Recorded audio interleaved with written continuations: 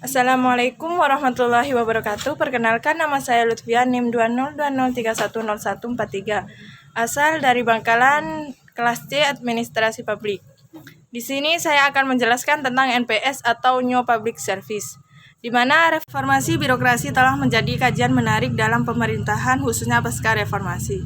Bagaimana menjadi pelayanan publik yang diharapkan serta apa saja yang dilakukan seorang birokrat yang ingin menjadi birokrasi yang diharapkan rakyatnya. Mewujudkan pelayanan publik yang humanis menjadi tujuan utama dalam penyelenggaraan pelayanan publik dengan menggunakan pendekatan NPS atau New Public Service. Dalam tulisan ini dapat disimpulkan bahwa terdapat 3 prinsip utama untuk mewujudkan pelayanan publik berbasis humanis.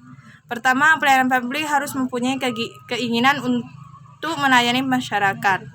Kedua, pelayanan publik harus merespon apa saja yang dibentuk pelayanan tidak hanya dari klien tetapi seluruh warga negara. Ketiga, akuntabilitas dari pelayanan publik adalah multi aspek.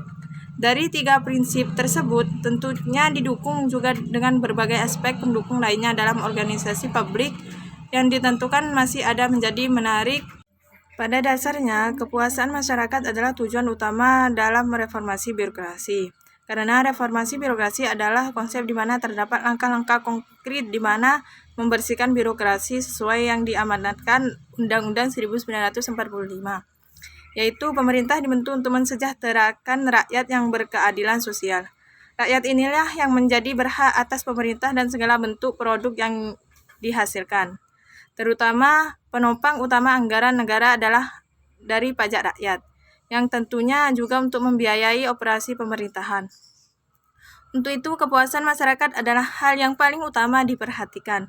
Guna masyarakat memperoleh hak yang sebagainya, mestinya mereka berhak atas segala bentuk pelayanan di negara, terutama yang sumber-sumber pada pajak yang mereka bayarkan kepada pemerintah.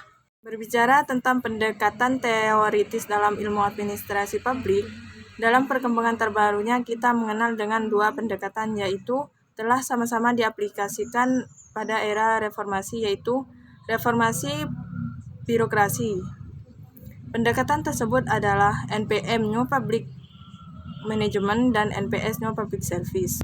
Dari Ardian Septawan 2009 mengatakan bahwa kita semua sudah tidak asing lagi dengan konsep New Public Service, di mana ini adalah paradigma baru dari ilmu administrasi negara, yang intinya menekankan pada revitalisasi kedudukan masyarakat sebagai warga negara yang mempunyai kedudukan untuk dilayani. Konsep ini berbeda dengan paradigma sebelumnya, soalnya menekankan masyarakat sebagai pelanggan. Sebaliknya, objek daripada pelayanan yang berbasis bisnis untuk di dalam konsep pelayanan perlu adanya kajian khusus yang ditunjukkan untuk mengkritis pelayanan itu sendiri. Konsep New Public Service dibangun dari ide dasar yang salah satunya adalah konsep organisasi humanis. Hal ini seperti halnya yang diungkapkan oleh Mita Toha 2008, yaitu berbeda dengan konsep model klasik dan The New Public Management, maka konsep New Public Service adalah konsep yang menekankan berbagai elemen. Walaupun demikian, tampaknya The New Public Service mempunyai normatif model yang bisa diberikan dengan konsep yang lainnya. Nah, akhirnya konsep ini memang tidak bisa dipisahkan dengan pendahuluan. Ide dasar dari konsep dibangun dari konsep-konsep. 1. Teori demokrasi citizenship.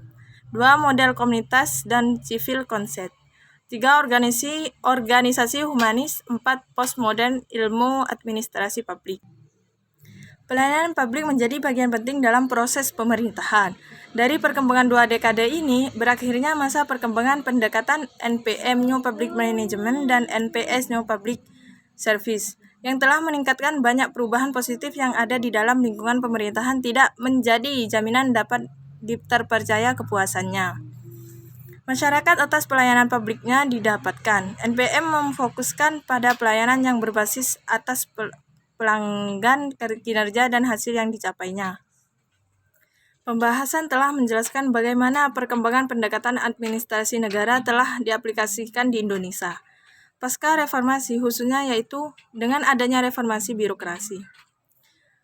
Mewujudkan pelayanan publik yang humanis menjadi tujuan utama untuk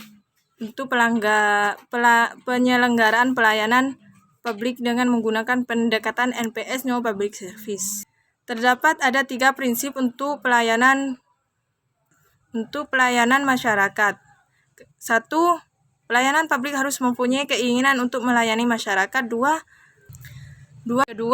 Pelayanan publik harus merespon segala bentuk pelayanan, tidak hanya dari klien, harusnya dari semua warga negaranya. 3. Akuntabilitas dari pelayanan publik adalah multi aspek. Dari ketiga ciri utama pelayanan publik yang humanistis perlu didukung dengan budaya kinerja, komitmen organisasi, serta publik sebagai penerima layanan agar tercipta suatu lingkungan organisasi yang humanistis. NPS atau New Public Service ialah pelayanan masyarakat, di mana masyarakat bisa menerima dan merasakan pelayanan publik yang excellent, yang dimana contohnya surat izin usaha. Surat izin usaha harus ada izin dari pemerintah. Kendalanya dari penerapan NPS ini adalah SDM-nya, yaitu sumber daya manusianya yang masih bersifat kaku dalam penerapan NPS. Sekian penjelasan dari saya tentang NPS atau New Public Service. Kurang lebihnya saya mohon maaf. Khairul kalam. Wassalamualaikum warahmatullahi wabarakatuh. NPS atau New Public Service ialah pelayanan masyarakat, di mana masyarakat bisa menerima dan merasakan pelayanan publik yang excellent, yang dimana contohnya surat izin usaha. Surat izin usaha harus ada izin dari pemerintah. Kendalanya dari penerapan NPS ini adalah SDM-nya, yaitu sumber daya manusianya yang masih bersifat kaku dalam penerapan NPS. Sekian penjelasan dari saya tentang NPS atau New Public Service. Kurang lebihnya saya mohon maaf. Khairul kalam. Wassalamualaikum warahmatullahi wabarakatuh.